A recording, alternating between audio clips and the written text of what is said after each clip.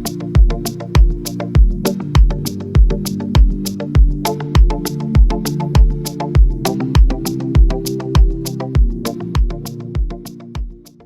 Properties Brokers, it's Kevin Van Eck, and I'm here to talk about something we can all be doing during the shelter in place. I want to take 3 minutes to talk through how to do handwritten notes. I guarantee this isn't the first time you've heard some of this information, but I want to make it easy and clear as to how we can do it because they are super impactful. We're going to talk through 4 things. We're going to talk through why to do handwritten notes. We're going to talk through who to write to. We're going to talk through what to write. And we're also going to talk through some details that sometimes hold us up or make us second guess what we're doing. So let's talk about why we're going to write handwritten notes.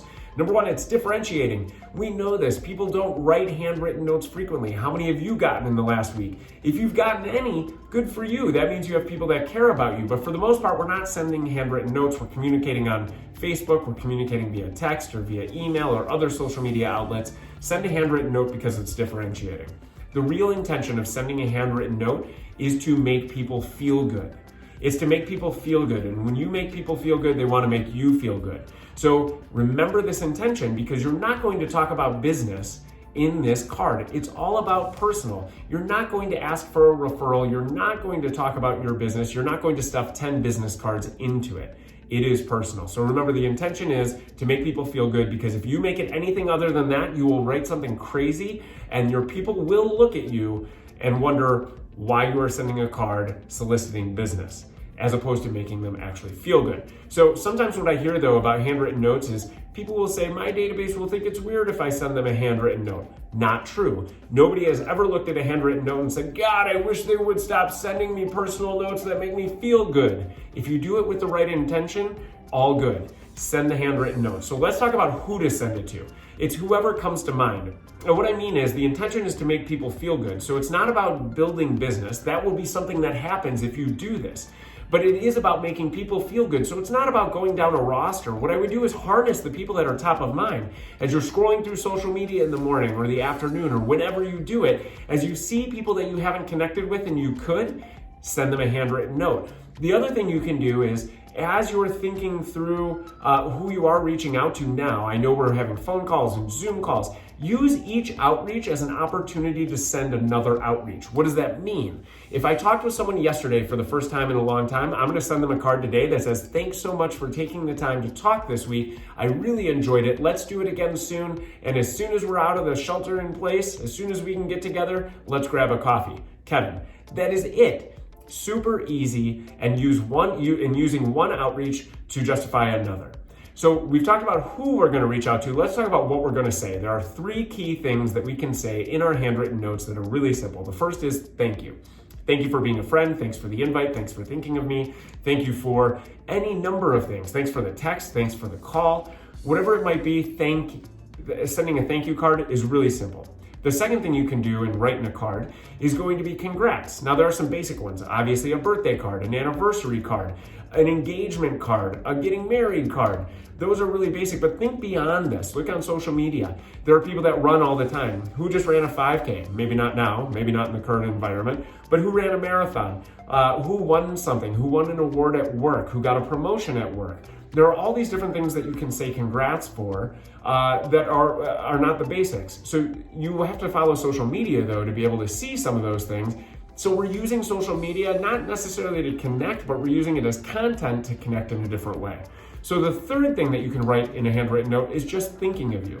And this is really simple. We are bombarded with memories every day, whether it's as we drive around or we watch TV shows, we see movies, we hear music. There are memories from our past, and when we hear that song, see that movie, drive down a street, we are reminded of a person.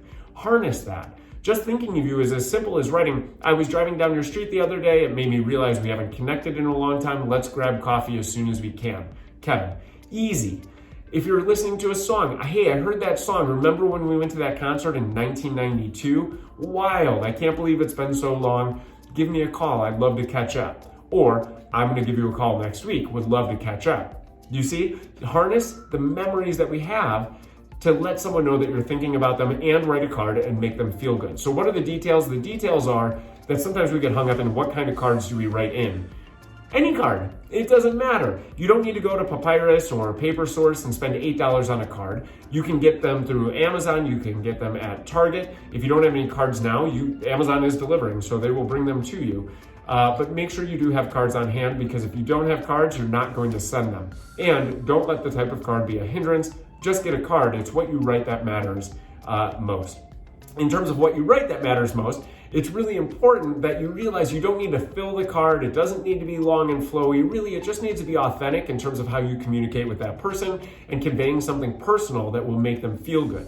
So you don't need to take a ton of time and really brain buster yourself in trying to figure out what to write. Use the 3 things that we said: thank you, congrats, and just thinking of you.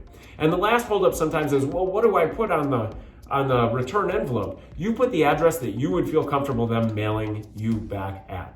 So that's it for handwritten notes. We went over the 3 minutes. We're at 5.5. But hopefully this was helpful. A quick tutorial on how to write handwritten notes, and I'd love to hear your stories and what you get back. One story that I've heard in the past is someone once told me that their handwritten notes didn't work. When I found out, they had only sent 3. So that's the first thing.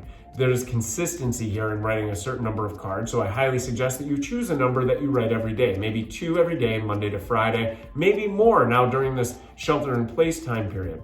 But one of the other things I hear is that I didn't hear back from them. Let's go back to our intention. The intention is to make people feel good. So if I write a card and I don't hear back from that person, I have to think to myself, yeah, but when they opened it, did it make them feel good? And the answer is yes. So the intention, what they felt, aligned. I made them feel good through writing a handwritten note.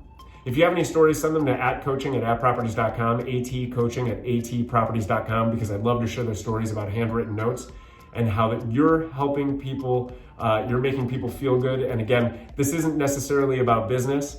This is about people making people feel good, but the business will come, because when you make people feel good, they want to make you feel good.